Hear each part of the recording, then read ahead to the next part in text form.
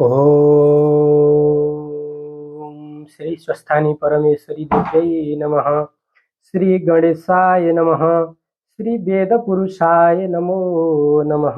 नमस्कार आदरणीय श्रद्धालु भक्तजनहरू, फेरि आज पनि हामीले यो विंशो अध्याय वाचन गर्न गइरहेका छौँ र यहाँहरूले हातमा चन्दन अक्षता फुल लिएर हात जोड्नु होला। पहिला सुरुमा हामी स्वस्थानी प्रारम्भ गर्नुभन्दा अगाडि हामीले पहिला सुरुमा कथा भन्ने सुन्ने सम्पूर्णले हातमा चन्दन अक्षता फुल लिएर हात जोड्नु भनेर चाहिँ यहाँ शास्त्रमा बताइएको छ। त्यसकारणले गर्दा एकचित्त भएर स्वस्थानी परमेश्वरी देवीलाई सम्झेर हात जोड्नु होला।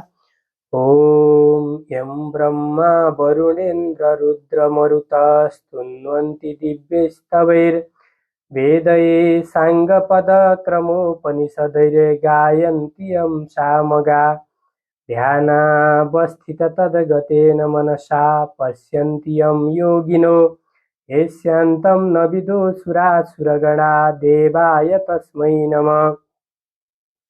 श्रीमच्चन्दनचर्चितो ज्वलवपु शुक्लाम्बरा मल्लिका मालालङ्कृतकुण्डला प्रविलसन्मुक्तावली शोभिता सर्वज्ञाननिदान पुस्तकधरा रुद्राक्षमालाकरा वाग्देवी वदनाम्बुजे वसतु मे त्रैलोक्यमाता चिरम्। मूकं करोति वाचालं पङ्गुं लङ्घयते गिरिं यत्कृपातमहं वन्दे परमानन्दमाधवम्। नमो भगवते तस्मै व्यासायामिततेजसे यस्य प्रसादात् वक्ष्यामि नारायण कथामिमाम्। नारायणं नमस्कृत्य नरं चैव नरोत्तमं देवीं सरस्वतीं व्यासं ततो जयमुदीरये। सबै भक्तजनहरूले पुष्पाञ्जली हातमा लिनुभएको त्यो पुस्तकमा अर्पण गरेर ढोक गर्नु होला। आफ्नो मनोकामना सम्झेर ओम श्री स्वस्थानी परमेश्वरी देव्यै नमो नमः भनेर अब त्यसपछिबाट यो कथा श्रवण गर्नु होला। अतः विंशोऽध्यायः गोमा जन्म उपाख्यान। हे अगस्त्य मुनि, अर्को मङ्गलबारको बिहान पूजा प्रार्थना सकिएपछि सिद्धि विनायकको मूर्ति भन्न थाल्यो।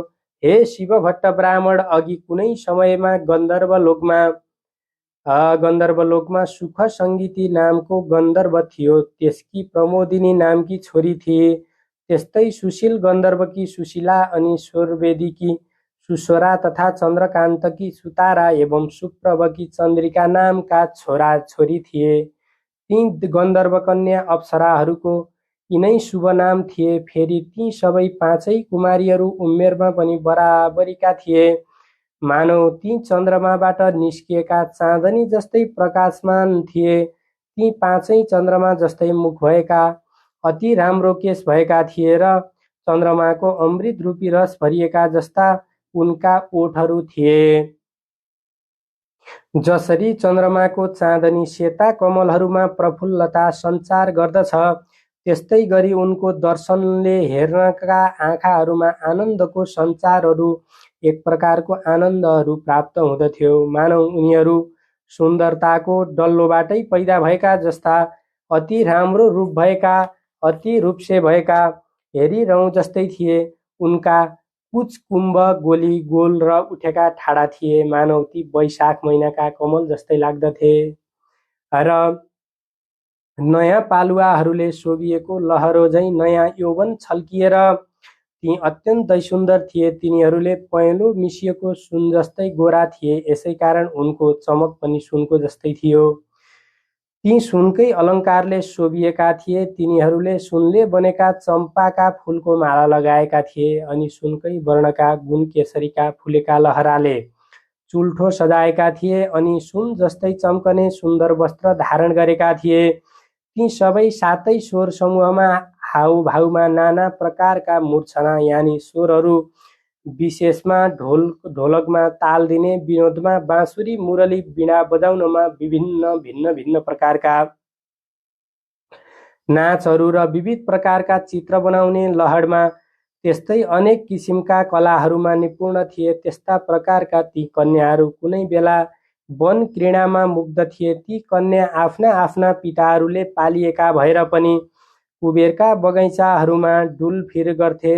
यस्तै एक समयमा लहरले नै ती 5 कन्या मिलेर वैशाख महिनामा एउटा वनबाट अर्को वनमा जाँदै पारिजातका फुलहरू टिप्ने बटुल्ने गर्दथे। त्यस्तैमा कुनै एक दिन ती सुन्दरी कन्याहरू गौरीको आराधना गर्नका लागि कुनै स्वच्छ सरोवरमा गएर फेरि तिनीहरूले त्यस तलाउ यानि सरोवरबाट राम्रा राम्रा राम्रा राम्रा सुनका कोष जस्ता कमलका फुलहरू टिपेर ती राम्रा फुलहरू लिएर वैदुर्यमणी जल भएको तलाउमा नुहाएर अर्को वस्त्र पहिरेर अनि चुपचाप त्यहाँको सुन मिलेका बालुवाहरूको भुइँमा सानो ढिको बनाएर पार्वतीको मूर्ति बनाउँदा भए अनि केशर मिलेको सेतो चन्दनले सिँगारिएकी ती पार्वतीलाई राम्रा राम्रा राम्रा कमलका फुलहरूले नाना प्रकारका उपचार धूप दीप नैवेद्य आदिले पूजा गरेर अत्यन्त भक्तिभावले भरिएका ती कुमारीहरू नाना प्रकारका ताल बाजाहरूको ध्वनिपूर्वक त्यतिखेर त्यहाँ नाच्दा ती मृगनयनीहरूले गान्धार स्वरको आश्रय अर्थात् उत्थान गरेर खुब राम्रो स्वरले तीखो ध्वनि भएको मूर्छना नामको ध्वनिपूर्वक गीत गाए। त्यस गीतको वाक्य विन्यास राम्रो प्रबन्ध भएको सुरिलो स्वरको अति उत्तम थियो। हर्षको रस वर्षाउने त्यो सुरिलो स्वर भएको ठाउँमा ती कन्याहरू नाचमा अत्यन्त मस्त रहेको बेलामा तब त्यो अछोत नामको उत्तम तीर्थमा स्नान गर्नका लागि वेदनिधि मुनिका छोरा प्रसिद्ध बेटा उहाँ आए। उनको रूपको सीमालाई नागेको थियो। उनको मुखमण्डल अत्यन्त राम्रो थियो। उनका आँखा कमलका फुलको पात जस्ता विस्तृत थिए। उनी युवा अवस्थाका थिए। उनको छाती चौडाहा थियो। उनका हात लामा लामा लामा प्रकारका थिए र अति सुन्दर थिए। उनी केही श्याम वर्णका थिए, मानौ उनी दोस्रो कामदेव नै हुन् कि जस्ता थिए र उनी ब्रह्मचारी थिए। उनको शिरमा यामानको टुप्पी शोभायमान थियो। हातमा दण्ड लिएका उनी मानौ धनुष लिएका कामदेव जस्तै थिए। उनले मृग चर्मका वस्त्र धारण गरेका थिए, जनै पहिरिएका थिए, सुन जस्तो चम्किने मुचको मोटो कन्दनी पनि कम्मरमा धारण गरेका थिए। त्यहाँ त्यस तलाउको तटमा ती बालाहरूले ती ब्रह्मचारी बटुकलाई एकाएक देखेर आश्चर्यले चकित भएका छँदा अत्यन्त रमाएर हाम्रो आँखाको अतिथि समान यो को होला, यस्तो प्रकारको दिव्य पुरुष भनेर एकचित्त टोलाउँदै सोच्न थाले। अनि ती बालाहरूले आफ्नो नाचगान छोडेर तिनैलाई एकपटकले हेर्दै व्याधाताले हरिणलाई बाणले बेधे झैँ तिनीहरू पनि कामका बाणले बेधिए। उनलाई देखेर लट्ठ भएका ती 5वटी कन्या ती जवान ब्राह्मण कामदेव पो हुन् कि भन्ने भ्रममा परेर हडबडाउँदै हेर हेर यस्तो भन्न थाले। अनि आफ्ना कमल कोष जस्ता बडा बडा आँखाले बारम्बार तिनलाई मनमनै पूजा गरेर अर्थात् हेरिरहेर त्यसपछि ती कन्याहरूले परस्परमा विचार गर्न लागे, यदि यो पुरुष कामदेव नै हो भनेदेखि रतिलाई साथमा नलिई किन घुम्थे? यदि यी अश्विनी कुमार देवता भएका भए निश्चय नै ती दुवै भाइ साथैमा रहन्थे। त्यसकारण कि त यी गन्धर्व हुन् अथवा कुनै किन्नर हुन् अथवा इच्छा अनुसारको रूप धारेका कुनै सिद्ध हुन् अथवा यी कुनै ऋषि पुत्र हुन् अथवा कुनै उत्तम पुरुष नै हुन् अथवा यो कोही होस्, पक्कै पनि ब्रह्माजीले हाम्रै लागि सृष्टि गरेका हुन् जस्ता प्रकारले भाग्यमानीहरूका लागि पूर्वजन्मका कर्म अनुसार खजानाहरू धन सम्पत्तिहरू प्राप्त हुन्छ। त्यस्तै प्रकारले हामी कुमारीहरूका लागि कल्याण रूपी जलको तरङ्गको लहरले चित्त परेका पग्लेकी पार्वतीले यो उत्तम वर पठाइएको हो। त्यसकारण यस वरलाई मैले बरेँ, तैँले बरिस् त मैले पनि बरेँ, तिमीहरूले मात्रै बर्ने मैले पनि बरेँ, म किन छोडौँ मैले पनि बरेँ, तिमी भन्दा म के कम छु, लौ मैले पनि बरेँ भन्दै यस्ता प्रकारले ती 5वटीले परस्परमा बोलिरहेको बेलामा त्यहाँ तिनीहरूको त्यस्तो कुरा सुनेर ती महर्षि कुमारले आफ्नो मध्याह्नको नित्य क्रिया सकेर अनि ती बटुक प्रसिद्धले पनि तिनको कुरो आफ्नो हृदयमा विचार गरेर यो विघ्न आइलाग्यो भन्ने सोचेर। किनकि ब्रह्मा विष्णु महादेव आदि देवताहरू पहिलेका जो सिद्ध मुनिहरू अनि यो योग बल भएका योगीहरू पनि अबला युवतीहरूको त्यो अद्भुत लीलाद्वारा मोहित गइसकेका छन्। धनुषधारी कामदेवले आँखी भुइँ रूप बलियो धनुबाट छाडेका युवतीहरूको नेत्ररूपी तीखा बाणले हानिएपछि कसको मनरूपी मृग ढल्दैन र। नीतिपूर्वकको धैर्य तबसम्म मात्रै रहन सक्छ तबसम्म मात्रै जनताको भय रहन्छ, तबसम्म मात्रै चित्त अत्यन्त दृढ रहन्छ, तबसम्म मात्रै कुलको ख्याल रहन्छ र तपको तुजुक रहन्छ। मनुष्यले यम नियम आदिको पालना गर्न सक्दछ। जबसम्म अत्यन्त नशिला ती वनिता युवतीहरूको फर्के हेराई रूपी बाणले मनुष्य मोहमा पर्दैन अर्थात् बेहोसिँदैन। युवतीहरूको मिठा मनोहर नखराले विषयमा हिरिक्क हुने जनहरूको मनलाई मोहित गराउँदछन्, एकदम उन्मत्त बनाउँदछ। तसर्थ यी अहिले मलाई पनि मोहमा पार्दछन् र पक्कै पनि उन्मत्त बनाउँदछन्। तसर्थ अब कुन उपायले मेरो यो आश्रम धर्मको रक्षा हुन सक्दछ?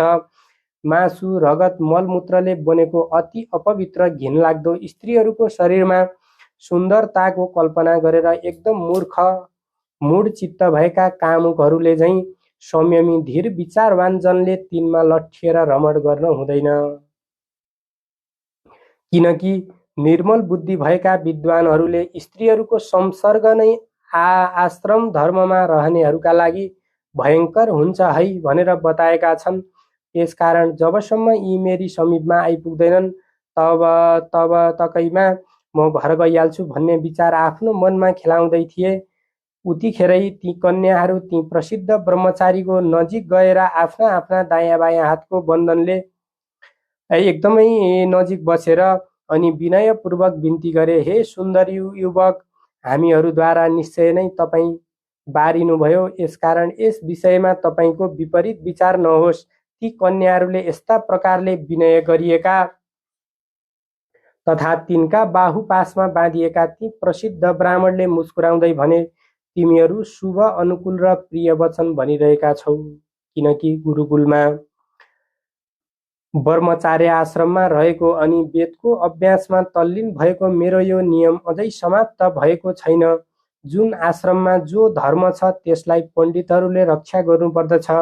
यसकारण हे कन्या हो, अहिले यो विवाह गर्नु मेरो धर्म होइन। मेरो धर्म भनेको यो मैले लिएको सङ्कल्प जुन छ यो पूर्ण गर्नु नै मेरो सबैभन्दा उत्तम र ठुलो धर्म हो अहिलेका लागि भनिसकेपछि तब ती कन्याहरूले वैशाखमा साफ गलाले मिठो ध्वनि बोल्ने कोइलीहरूले बोले झैँ तिनलाई मिठो बोलीले भने, धर्मले धनले गृहस्थाश्रमले धर्मका फलको उदय हुन्छ भन्ने शास्त्रहरूको यही नै निश्चय छ भनी विद्वानहरूले बताएका छन्। धर्मको अधिकताको उनी गृहस्थाश्रममा जमाउने काम तपाईँको सम्मुख उपस्थिति भएको छ। यसकारण विविध प्रकारका भोगहरूले उसको उपयोग गर्नुपर्दछ।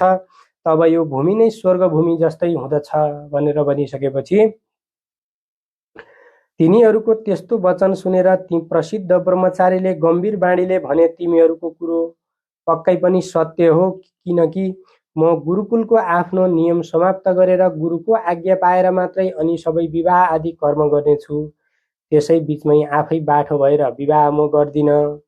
उनले यति भनेपछि फेरि ती कन्याहरूले, हे सुन्दर, तपाईँ सचमुच मूर्ख प्रतीत हुनुहुन्छ भने। दिव्य औषधि, दिव्य रसायन, खानीको सिद्धि, उत्तम कलाहरू, सुन्दर स्त्रीहरू, मन्त्र तथा धर्मबाट प्राप्त भएको धर्मको रस पनि जब यी स्वयं प्राप्त हुन्छन् त बुद्धिमानले यस्ता कुराहरूलाई छाड्नु हुँदैन।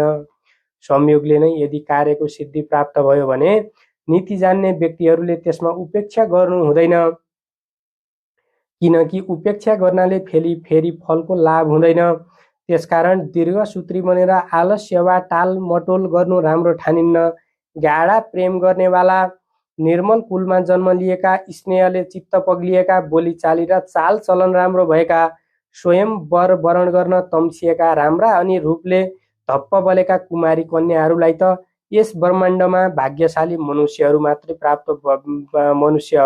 प्राप्त गर्दछन्, अरूले पाउन सक्दैनन्। विचार गर्नुहोस्, कहाँ हामी अति सुन्दरीहरू तपस्वी बटुक अर्थात् तपाईँमा र हामीमा परस्परमा ठुलो फरक छ, एउटै छैन। हामीमा यस्तो नहुने कुरालाई पनि हुने गराउनमा विधाता अनि पण्डित जान्ने छ भन्ने कुरो हामी मान्दैछौँ। त्यसकारण जसरी हुन्छ यतिखेर तपाईँ हामीलाई गान्धर्व विवाहद्वारा स्वीकार गर्नुहोस्, त्यसैमा हाम्रो कल्याण छ। होइन भने हामी यत्तिकै बाँच्न सक्दैनौँ। यति भनिसकेपछि त्यसपछि तिनीहरूको त्यस्तो कुरा सुनेका धर्म जान्नेहरूमा श्रेष्ठ ती प्रसिद्ध ब्राह्मणले भने, हे मृगनयनी हो, धर्म नै धन भएका मनुष्यहरूले धर्मलाई कसरी त्याग्ने? धर्म, अर्थ, काम, मोक्ष यी चारैलाई यथोक्त विधिले सेवन गरे मात्र यी सफल हुन्छन्, होइन भने सबै के हुँदछन् त भन्दा निष्फल भएर जाँदछन्।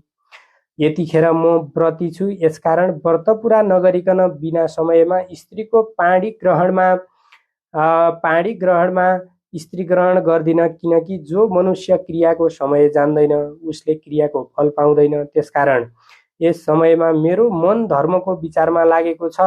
तसर्थ हे कन्या हो, यतिखेर म स्वयंवर गर्न चाहन्न, किनकि यस विश्वमा कति मनुष्यहरू द्रव्य धनी, कति विद्याका धनी, कति सिद्धि धनी, कति योगका धनी, कति कीर्ति धनी हुन्छन् त, कति संयम धनी, कति धर्म धनी हुन्छन्। ती मध्ये म धर्म धनी हुँ। आफ्नो धर्म छाडेर आफ्नै मनले गुरुजनको आज्ञा नपाइकन म कसैको पाणी ग्रहण गर्दिन। यस्ता प्रकारको ती प्रसिद्ध बटुकहरूको आशय जानेर उनको हातबाट आफ्नो हात छुटाएर अनि उनीहरूले आफ्नो परस्परमा हेराहेर गरे।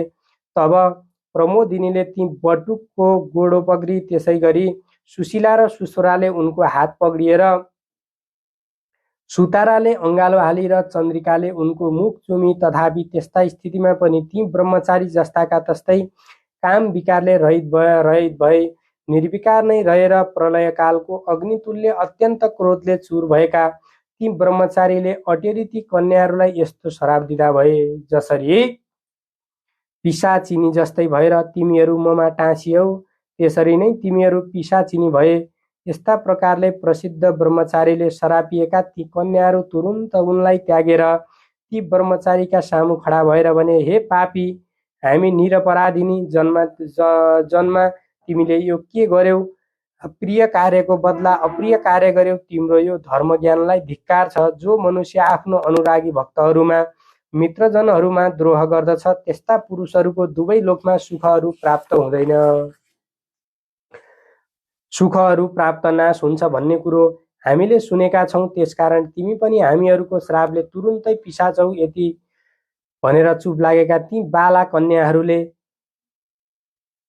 खुइ खुइ गर्न लागेर तथा भोक प्यासले आकुल व्याकुल भएर, हे शिवभट्ट ब्राह्मण, तब परस्परमा श्रापाश्राप गरेर त्यसै तलाउका तिरसमा ती कन्याहरू र त्यो प्रसिद्ध ब्रह्मचारी पनि सबै जना पिशाच भएर रहँदा भए। तब उस पिशाचका साथै ती पिशाचिनीहरू पनि पहिले गरेका पाप कर्मको त्यो भयङ्कर फललाई रुँदै कराउँदै बिताउन लागे। हे शिवभट्ट, पूर्व जन्ममा अर्जित गरिएको शुभ अथवा अशुभ कर्मको फल समय आएपछि भोग्नु नै पर्दछ। त्यसलाई देवताहरूले पनि आफ्नो छायाले चाहिँ निवारण गर्न जानी हटाउन सक्दैनन्। त्यसपछि ती कन्याहरूका र उस ब्रह्मचारीका आमा बाबु रुँदै तडपदै हिँड्थे। प्रारब्धको भोग अमिट हुने हुनाले ती बालाहरूलाई र उस ब्रह्मचारीलाई पनि चैन थिएन। पिशाच भएपछि ती पिशाचहरू आहाराका लागि अत्यन्त दुखी भएर त्यसै तलाउको किनारमा यताउति भड्कँदै बस्दथे। यस्तै प्रकारले धेरै समय बितेपछि मुनिहरूमा श्रेष्ठ लोमसजी पुष महिनाको शुक्ल चतुर्दशीका दिन अक्षोत तालमा स्नान गर्नका लागि त्यहाँ आए। तब ती ब्राह्मण लोमसलाई देखेर भोगले आकुल भएका ती सबै पिशाचहरूलाई एकजुट भएर उनलाई मार्ने इच्छाले उनीतिर दौडे, किन्तु लोमसजीका अति कडा तेजले भतभत पोलिएका ती उनको अगाडि नजिक रहन सकेनन्, सबै टाढै रहे। त्यसै बेला त्यहाँ वेदनिधि नामका ब्राह्मण टुप्लुक आइपुगे। हे शिवभट्टजी, अनि उनले लोमसजीलाई देखेर साष्टाङ्ग प्रणाम गरेर यानी उनका पाउमा ढोगेर उभिए, हात जोडेर शिर झुकाएर मिठो बोली बोले, हे ब्राह्मण, हे महर्षि, ठुलो भाग्य उदाएपछि नै सज्जनहरूको सङ्गति भेट हुँदछ। गङ्गा आदि गरिएका सबै तीर्थमा जो मनुष्य सधैँ स्नान गर्दछ अनि जो मनुष्य सज्जनहरूको सङ्गत गर्दछ ती दुवैको सत्सङ्गत गर्नु बडो उत्तम ठानिन्छ। हे ब्राह्मण गुरु अर्थात् महात्माहरूको समागममा पृथ्वी तलमा दृष्ट अथवा अदृष्ट फल दिनेवाला हुँदछ, स्वर्ग दिनेवाला या रोग हर्नेवाला हुँदछ, किन्तु त्यसमा धेरै विघ्न बाधाहरू पनि हुन्छन्। यति भनेर वेदनिधिले ती पिशाचहरूको पहिले घटेका उनीहरूको अद्भुत वृत्तान्तहरू बताए यी उभिएका सबै तिनीहरू गन्धर्व कन्या हुन् र त्यो उभिएको बटुक चाहिँ मेरो छोरो हो। यी सबै नै परस्परमा सराप गरेर पिशाच रूपले मलिन अनुहान पारेर मुनिहरूमा श्रेष्ठ लोमसज्यू तपाईँका अगाडि उभिएका छन्। अब आज तपाईँका दर्शनले यी कुमारीहरूको त्यस कुमारको पनि उद्धार हुनेछ। सूर्योदय भएपछि पनि अन्धकारको राशि गुफामा घुस्रदैन र हे शिवभट्ट त्यो कुरो सुनेर दयाले मन पग्लिएका अत्यन्त तेजस्वी लोमस ऋषिले पुत्रको दुःखले दुखित ती मुनि वेदनिधिलाई भने, मेरा कृपाले यी बाला कन्याहरूलाई त्यस बटुकलाई पनि तुरुन्तै पूर्वस्मृति प्राप्त हुनेछ जसले तिनको परस्परको श्राप नाश हुन्छ। त्यो त्यस्तो धर्म पनि म बताउँदछु। लोमसले भन्नुभयो, अब यिनीहरू मेरा साथ रहेर विधिपूर्वक माघ महिनाभरि स्नान गरून्। माघभरिको स्नानले मात्रै माघको अन्तमा श्रापबाट छुट्न सक्दछन्, होइन भने अरू उपायले यिनको उद्धार हुन सक्दैन। हे विधिनिधि, श्राप रूपी पापको फल र मनुष्यहरूको पापको नाश तीर्थमा माघ स्नान गर्नाले मात्रै हुँदछ। मेरो यस्तो निश्चित बुद्धि निश्चय छ। 7 जन्मदेखिको पाप र वर्तमान जन्ममा गरिएको महापाप पनि विशेष गरेर पुण्य तीर्थमा गरिएको माघ स्नानले सारा डढ्दछ। मुनीश्वरहरू जुन पापको कुनै प्रायश्चित्त देख्दैनन् त्यस्तो पाप पनि पुण्य तीर्थमा माघ स्नान गर्नाले नाश हुँदछ भन्दछन्। जानिकन नजानिकन आफ्नै मनले कोही जन माघमा स्नान गर्दछ भने त्यस स्नानले त्यो मोक्ष फलको भागी हुँदछ। हिमालयको पर्वतीय प्रान्तमा रहेको तीर्थमा अर्थात् देवघाटको त्रिवेणीमा गरिएका माघ स्नान सारा पाप नाश हुँदछन्। त्यसकारण अब यी कन्याहरू र तिम्रो त्यो छोरो तथा तिमी पनि सबै सद्गति चाहनेहरू मेरा साथ देवघाटमा त्रिवेणीमा हिँड। त्यहाँ देवताहरूलाई पनि दुर्लभ हुने माघ स्नान माघभरि सबै एकैसाथ गरौँ। त्यही नै पापबाट उत्पन्न भएको यो पिशाच तत्त्वबाट यिनीहरू तुरुन्तै छुटकारा पाउनेछन्। यति भनी भोलिपल्टै ती सबै अत्यन्त खुसी हुँदै लोमसका साथ उनका कृपा शक्तिले आकाश मार्गद्वारा देवघाटका लागि अच्छोदकबाट प्रस्थान गरेर उसै दिन केही बाँकी छँदै उहाँ पुगी तीर्थयात्रीहरूलाई बनाइराखेको छाप्रोमा डेरा जमाएर लौ अब पिशाच तत्त्वबाट मुक्ति चाहने यी कन्याहरू र तिम्रो यो छोरो पनि अनि तिमी पनि सबैले मेरो भनाइ अनुसार यस त्रिवेणीमा मेरा साथै सधैँ मकर राशि सूर्यमा रहउन्जेल स्नान गर। यस त्रिवेणीका जलका प्रभावले पहिलेका सारा पापहरू नष्ट हुन्छन् भनी तिनीहरूलाई माघभरि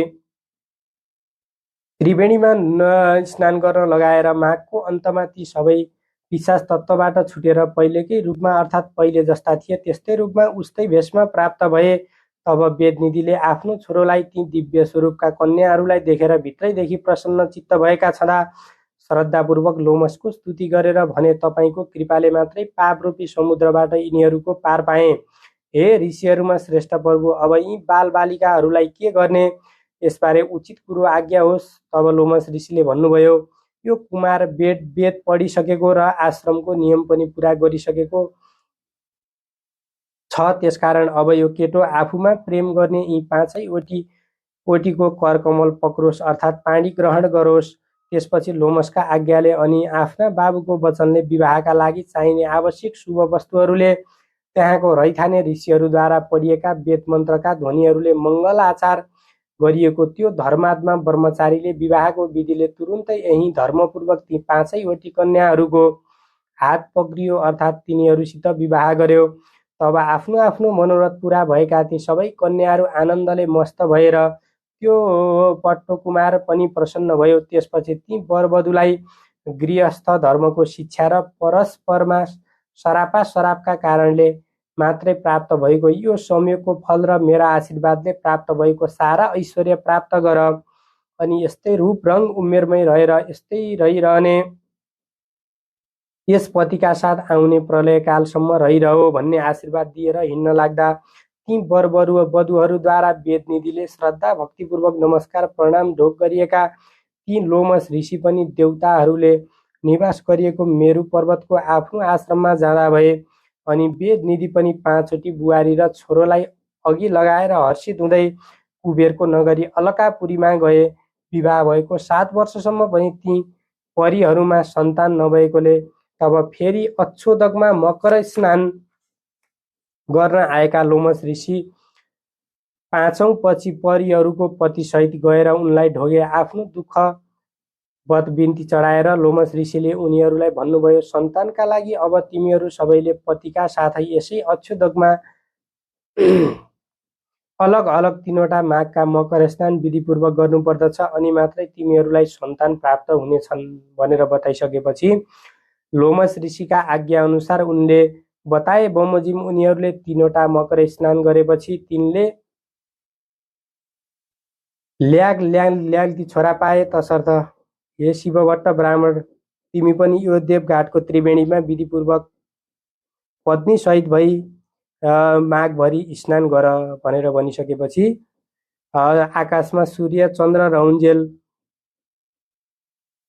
भगवानको नाम जपेर चलिरहने सन्तान दिनेछु यति भनी सिद्धि विनायकले बताइसकेपछि हे अगस्त्य मुनि, सिद्धि विनायक बताए बमोजिम शिवभट्टले विधि विधानसहित मकर राशिमा सूर्य सरेको दिन माघे सङ्क्रान्तिदेखि माघ मसान्तसम्म नियममा रहेर 3वटा माघ स्नान पुरा गरे।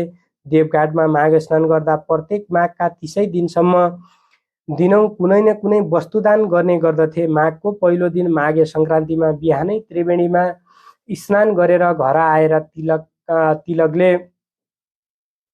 तिलक लगाइसकेपछि शरीरभरि ब्राह्मण दम्पति बोलाई तिनलाई तिलका लड्डु, भुटेको तिलमा सक्खर, घिउ हाली, तिल हाली लगायतको सम्पूर्ण प्रकारको भुङ्रोमा पोलेको अथवा आगो माथिको पानीमा उसिनेको तरुलका टुक्रा, त्यस्तै सक्खरखण्ड, सुथुली, आलु, पिँडालु एवं बोतोभरि घिउ तथा सक्खरका डल्ला अनि ती दम्पतिलाई नै खिचडी खान प्रशस्त पुग्ने गरी 1 माना चामल, बेसी नै मसिना नयाँ चामल, त्यति नै दलेको मासको दाल लगायतका विभिन्न प्रकारका अन्नहरू दिइसकेपछि दान गरे।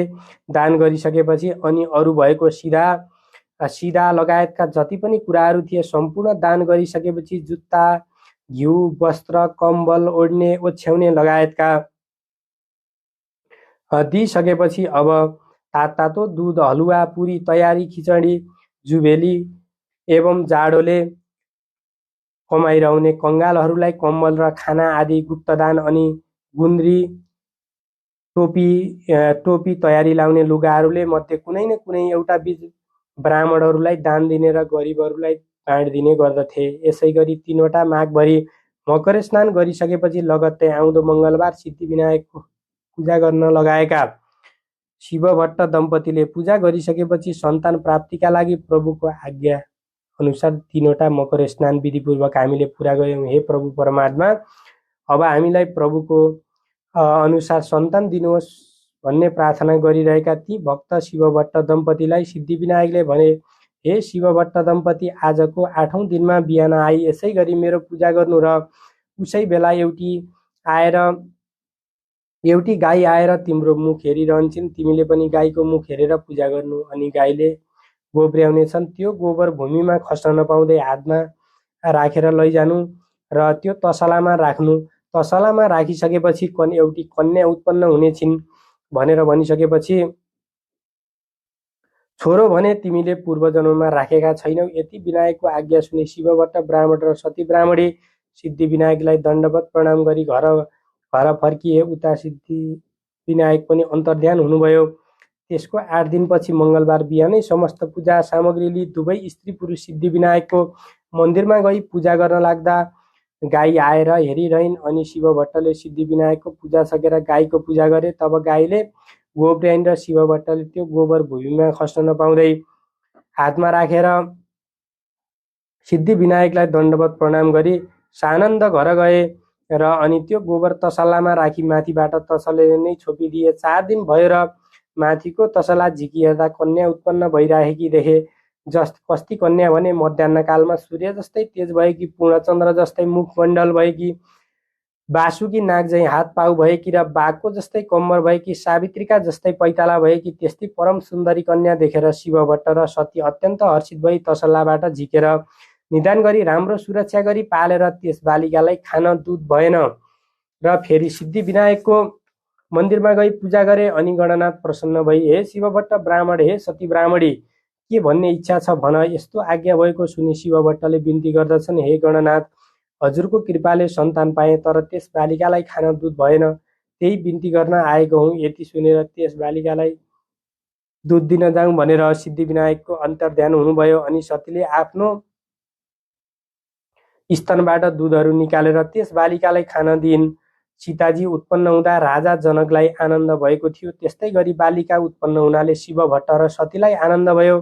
त्यसपछि योग्य ब्राह्मणहरूलाई निमन्त्रणा गरेर नामाकरण संस्कार गराए। ती ब्राह्मणहरूले भने, हे शिवभट्ट, गाईको गोबरबाट उत्पन्न भएकी हुनाले यी बालिकाको नाम गोमा भयो र यी बालिका भाग्यमानी हुनेछन्, सम्पूर्ण लोकले सम्मान गर्नेछन्। यी ब्राह्मणहरूले भविष्यवाणी गरेपछि शिवभट्टले यथेष्ट भोजन र दक्षिणा दिई विदा गरे। आगन्तुक सबै ब्राह्मणहरूलाई आफ्ना आफ्ना आश्रममा गए। त्यसपछि ती गोमा नामकी कन्या शुक्ल पक्षका चन्द्रमा झैँ प्रतिदिन बढेर 5 वर्षकी भइन्। अनि शिवभट्ट ब्राह्मण र सती ब्राह्मणीले एक दिन कन्यालाई भने, हे पुत्री, हामी गङ्गा स्नान गरेर आउँछौँ, तिमी पूजाको निम्ति अक्षता केलाइराखे भनी काम गराएर दुवै दम्पति नित्य गङ्गा स्नान गर्ने गरेर हरिहरको पूजा गरी सुवर्ण आदि नाना द्रव्य दान गरेर आउँदथे। त्यही क्रमले दान गर्दा अमरावती थर्क्यो र देवराज डराई समस्त देवताहरू साथमा लिई कैलाशमा श्री महादेव कहाँ गएर बिन्ती गरे, हे ईश्वर, मर्त्यमण्डलको हिमालयको पर्वत श्रृङ्खलाको दक्षिण भागमा एउटा ब्रह्मपुर भन्ने नगर छ। त्यहाँ शिवभट्ट नामका ब्राह्मण र सती नामकी तिनकी पतिव्रता स्त्री छन्। ती दुवै स्त्री पुरुषले हजुरका पुत्र सिद्धिविनायकको सेवा गरेर सिद्धिविनायक खुसी भई असङ्ख्य सम्पत्ति दिए। ती शिवभट्टले सम्पत्ति पाएपछि नित्य गङ्गा स्नान गरेर हरिहरको पूजा गरी सुवर्ण आदि नाना द्रव्य दान गर्नाले अमरावती थर्कियो। हे शम्भु प्रभु परमात्मा, म अरू पनि बिन्ती गर्दछु। ती शिवभट्टले सम्पत्ति पाएपछि सन्तान भएनन् र फेरि सिद्धिविनायकको सेवा गरे। सिद्धि गणेशजीले खुसी भएर सकल लक्षणले युक्त भएकी परम सुन्दरी एउटी कन्या पनि वरदान दिए। हे प्रभु परमात्मा, हामीहरूको रक्षा गरिबक्सियोस्। हजुरले रक्षा नगरे अमरावतीबाट हामीले च्युत हुनुपर्ने छ। यति इन्द्रको प्रार्थना सुनि महादेव आज्ञा गर्नुहुन्छ, हे देवेन्द्र नडराउ, म रक्षा गर्नेछु, अब सबै अमरावती जाओ। शिवजीको त्यस्तो आज्ञा सुनि उहाँलाई दण्डवत प्रणाम गरे। सुरराज इन्द्र अमरावती फर्के। त्यसपछि महादेवले भिक्षु रूप धारणा गरी देवताको रक्षाका निमित्त जटाको मुकुट बनाई बायाँ हातमा त्रिशूल र दाहिने हातमा डमरू लिई भस्मलेपन गरी शिवभट्ट ब्राह्मणको घर पुगे।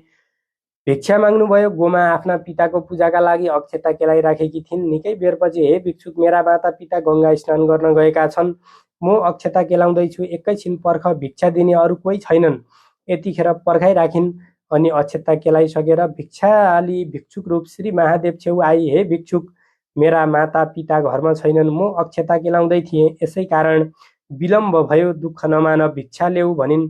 गोमाको यति कुरा सुनि भिक्षु रूप महादेव भन्नुहुन्छ, हे ब्राह्मणी, यतिका बेर पर्खाइ, बल्ल अब भिक्षा दिन आइस, म त्यो भिक्षा लिन्न। दिने भए तेरा बाबाले पूजा गर्न केलाइराखेका अक्षता दे। यति भिक्षु रूप महादेवको वचन सुनि गोमाले लिने भए भिक्षा ल्याऊ, नलिने भए अक्षता त म दिने होइन भनिन्। गोमाको त्यस्तो वचन सुनेर रिसाएका महादेवले, हे पापिनी ब्राह्मणी, तैँले अहङ्कार गरेर मलाई भिक्षा दिनस्, अतः तँलाई श्राप दिन्छु। त 7 वर्षकी हुँदा 70 वर्षको बुढोसित तेरो विवाह होस्। फेरि तेरा माता पिताले महाकष्टसही सिद्धिविनायकको सेवा गरेर पाएको सबै सम्पत्ति नाश होस्। फेरि तँलाई पनि अनेक थरीका दुःख आइपरुन्। फेरि तेरा माता पिता पनि चाँडै नै मरिजाउन्। यति 4 थोक श्राप दिएर तँलाई श्राप दिएँ यति भनी त्यो भिक्षा पनि नलिई त्यहाँबाट अन्तर्ध्यान भई कैलाशमा पुग्दा भए। इति श्री स्कन्द पुराणे केदारखण्डे माघ महात्म्ये कुमार अगस्त्य संवादे श्री स्वस्थानी परमेश्वर्या व्रतकथायां गोमत्पतिर्नाम 20 अध्यायः। अब फेरि यो कथा श्रवण गरिसकेपछि हातमा चन्दन अक्षता फुल लिएर फेरि यो मन्त्र पुष्पाञ्जली श्रवण गर्नुहोला।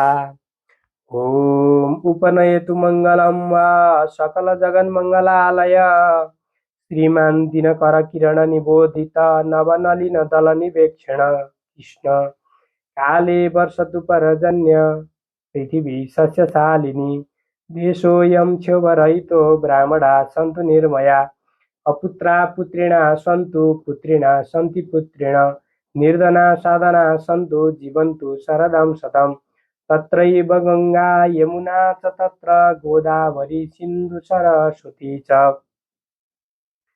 तीर्थानि सर्वाणि वसन्ति तत्र यत्र चितोदारकथा प्रसङ्ग या कुन्दिन्दु तुषारहार धवला या शुभ्रवस्त्रावृता या वीणा वरदण्ड मण्डितकरा या श्वेतपद्मासना या ब्रह्मच्युत शङ्करा प्रभृति वैर्यदेवैः सदा वन्दिता श्यामं पात सरस्वती भगवती निशेषजाड्यापहा कायेन वाचा मनसीन्द्रियद्वा बुद्ध्यात्मना वा प्रकृतिस्वभावात् करोमि यद्यत् सकलं परस्मै नारायणायेति समर्पयेत् श्री स्वस्थानी देव्यार्पणमस्तु। यति भनिसकेर कथा सुनाउने सम्पूर्णले आफ्नो मनोकामनाहरू मनदेखि के चिताउनु भएको छ, के कामना छ, के कामनाको कारणले गर्दा व्रत बस्नु भएको छ, त्यो सम्पूर्ण मनमनै कल्पना गरेर हातमा भएको पुष्पाञ्जली पुस्तकमा अर्पण गरेर ओम स्वस्थानी देव्यै नमः भनेर दर्शन गर्नुहोला।